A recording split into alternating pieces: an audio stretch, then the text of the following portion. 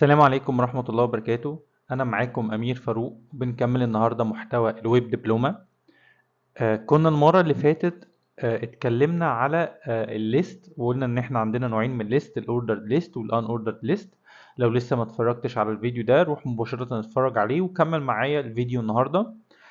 فيديو النهاردة إحنا بنتكلم على اللينك. فيديو النهاردة موضوع مهم جدا في ال HTML وهو اللينك. يعني ايه لينك؟ لينك يعني انا عايز اربط الصفحات بتاعتي ببعضها.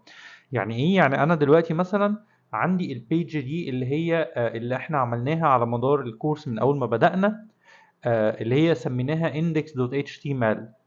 طيب افرض ان انا عايز انتقل من البيج دي لبيج تانية، هل هروح اكتب اسم البيج؟ لا طبعا. زي بالظبط مثال صغير قوي، لو انت فاتح الفيسبوك مثلا، لو انت عايز تتنقل من الهوم بيج للبروفايل، بتلاقي في زرار كده لينك مكتوب اسمه بروفايل، تضغط عليه ينقلك لصفحة البروفايل. لينك للماسنجر تضغط عليه ينقلك للماسنجر. لينك للبيج الفلانية تضغط عليه ينقلك للبيج الفلانية. انا عايز اعمل لينك في ال HTML، عايز يبقى في لينك او في زي زرار بسيط كده اضغط عليه يعمل لي جامب او ينقلني لصفحة تانية او ينقلني الى دوكيمنت او مكان تاني. فالنهارده عايزين نتعلم في ال HTML ازاي اقدر اوجد لينك، او ازاي اقدر اوجد زرار صغير كده اضغط عليه فيقدر ان هو ينقلني لاي مكان انا عايزه. الموضوع سهل وبسيط. تاج اللينك او التاج المسؤول عن الهايبر لينك في ال HTML التاج اللي اسمه A. تاج اسمه A، فتحة ال A والقفلة. ولكن التاج ده بقى فيه حاجتين مهمين جدا. اولا انت عشان تعمل لينك لازم يبقى فيه حاجتين معروفين. اول حاجة احنا كنا بنقول انت زي الفيسبوك، المثال بتاع الفيسبوك اللي بنتكلم عليه، فكنت بقول لك انت في كلمة بروفايل بتضغط عليها بينقلك لصفحة البروفايل. فلازم علشان اعمل لينك يبقى عندي الكلمة او يبقى عندي التكست او يبقى عندي الحاجة اللي انا بضغط عليها، ولازم يبقى عندي المكان اللي انا رايح له. يعني الكلمة اللي أنا بضغط عليها هي كلمة بروفايل، المكان اللي أنا رايح له هي صفحة بروفايل. فلازم أبقى عارف التكست أو الحاجة اللي هيتضغط عليها، ولازم أبقى عارف المكان اللي أنا هروح له لما أضغط على التكست ده. تعالوا نبسط الموضوع أكتر. أولا، ما بين فتحة الإيه التاج الإيه والقفلة، هنا بكتب اللينك نيم بتاعي، بكتب اسم اللينك اللي لما اضغط عليه هيوديني لمكان معين. المكان ده بقى بكتبه فين؟ المكان ده بكتبه جوه تاج الايه في اتريبيوت اسمه href. href اختصار لكلمة هايبر ريفرنس. يعني انت بتشاور على مين، عايز تروح لفين، عايز تروح لأني مكان، عايز تفتح اني دوكيمنت. يبقى انا تاج الايه ما بين الفتحه والقفله هحط اسم اللينك اللي لما هضغط عليه هينقلني للاتش دي. طب ما تيجوا سريعا كده نعمل مثال. طيب تعالوا مثلا نروح نعمل صفحه جديده. هروح اعمل كده new file from template، واختار فايل html5، وهروح اعمل save. نعمل بس زوم الاول على الكود، وهروح اعمل سيف. قبل ما اكتب اي حاجة احنا كنا بنسيف على الديسكتوب في فولدر اسمه HTML، وليكن مثلا سميت الصفحة دي بروفايل،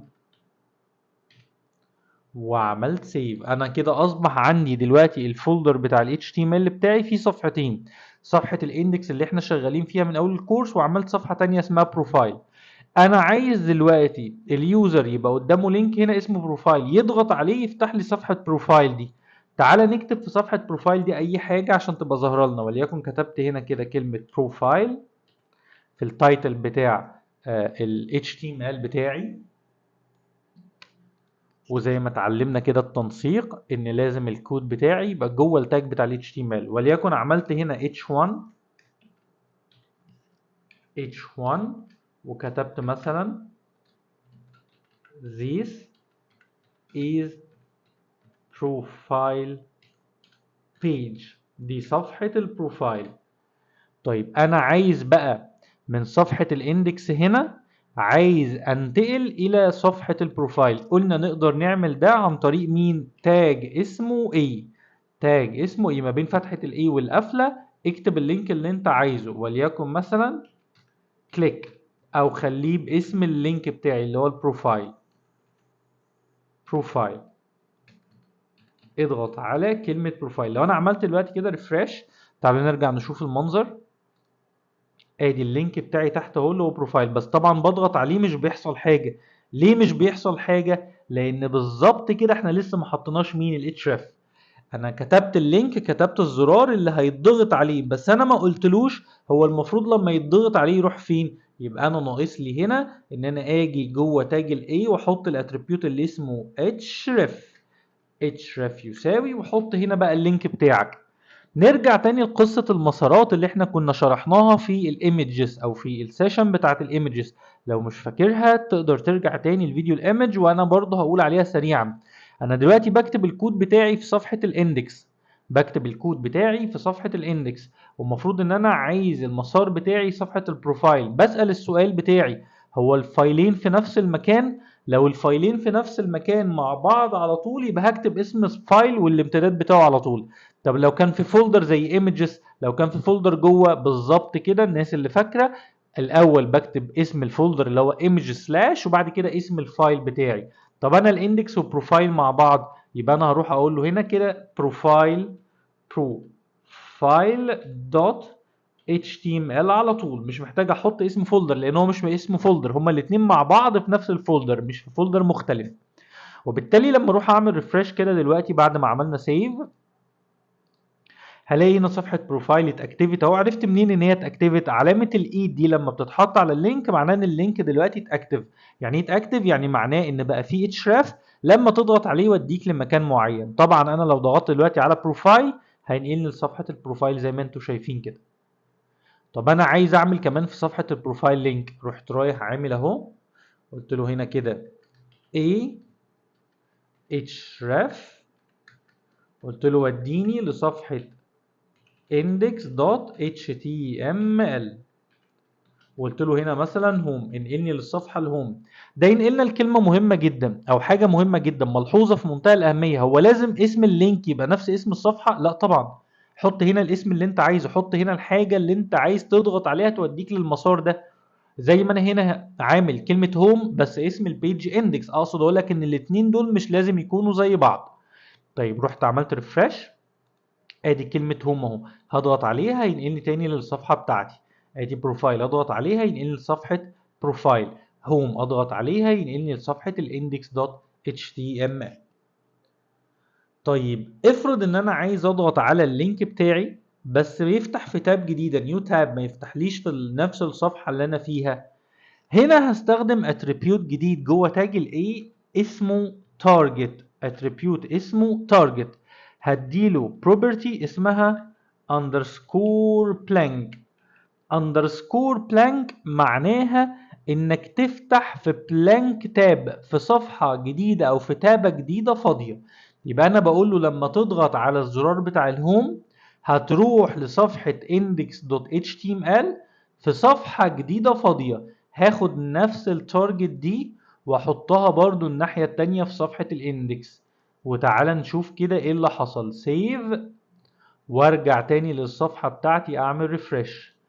خلي بالك انا هنا فاتح التاب اهي فوق. بص لما اضغط دلوقتي على بروفايل فتح لي البروفايل في نيو تاب وساب لي التاب القديمه مفتوحه. لو ضغطت على هوم هيفتح لي في تاب جديده وساب لي البروفايل مفتوحه. يبقى لو انت عايز اليوزر بتاعك يفتح اللينك في تاب جديده يبقى انا هقول له تارجت اندرسكور بلانك، والديفولت او الافتراضي اسمه تارجت اندرسكور سيلف. سيلف يعني ايه؟ يعني افتح في نفس التاب بتاعتك. فلو انا رحت دلوقتي كده عملت ريفرش وضغطت على بروفايل هلاقيه زي ما انتم شايفين الديفولت او الافتراضي ان هو بيفتح في نفس التاب بتاعتي.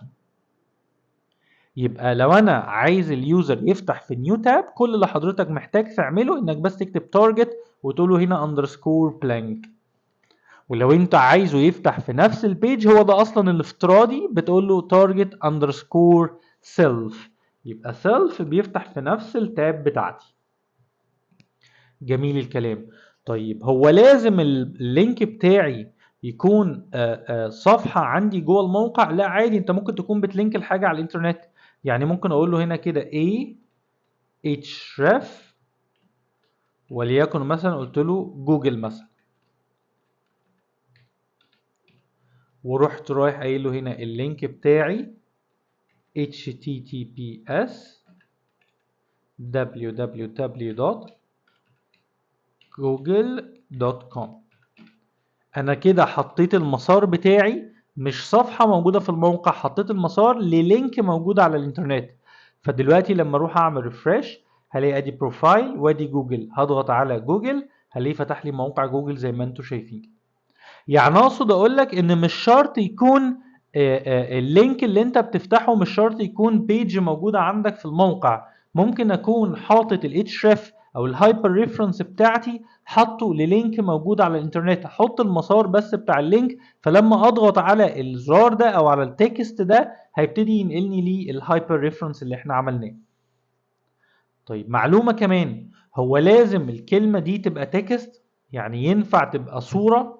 ينفع تبقى صورة. ممكن بدل كلمة جوجل دي مثلا رحت رايح عامل تاج ايمج، اتعلمنا بنعرض ازاي ايمج src اللي هي سورس، ونحط المسار بتاع الصورة. انا مثلا عندي صورة هنا هي عبارة عن سمايل فيس، فانا عايز اخد السمايل فيس دي وتبقى هي اللينك بتاعي، هي الصورة او اللي هضغط عليها توديني لصفحة جوجل.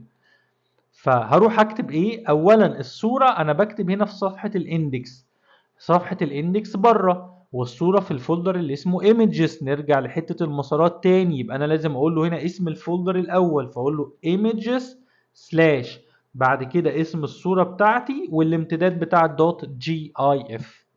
تعالوا نروح نعمل ريفرش كده، ادي اللينك وادي الصورة بتاعتي.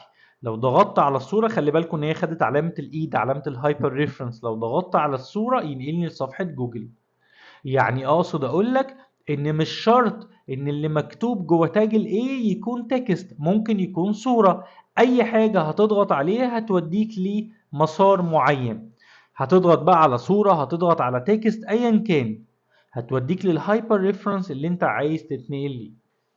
يبقى احنا كده النهاردة اتعلمنا ازاي ان احنا نقدر نعمل لينك ما بين الصفحات بتاعتنا، ازاي اقدر اعمل ربط، اعمل لينك ما بين الصفحات بتاعتنا بحيث ان اليوزر يقدر ينتقل من صفحة للتانية جوه الموقع من خلال زراير او تكست او صور بيضغط عليها تنقله للصفحات التالية.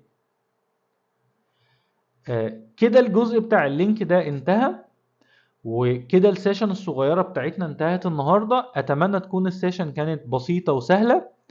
لو في حد عنده أي سؤال أو أي استفسار ما تترددش أبدا في إنك تكتب الكومنت بتاعك، وأنا دايما موجود عشان أجاوب على كل أسئلتكم. وما تنساش تعمل لايك وشير وسبسكرايب علشان المحتوى بتاعنا يوصل لأكبر قدر ممكن من المتابعين اللي حابين يستفادوا بمحتوى الويب دبلومة. كنت أنا معاكم أمير فاروق من محتوى الويب دبلومة، وشكرا جدا ليكم والسلام عليكم ورحمة الله وبركاته.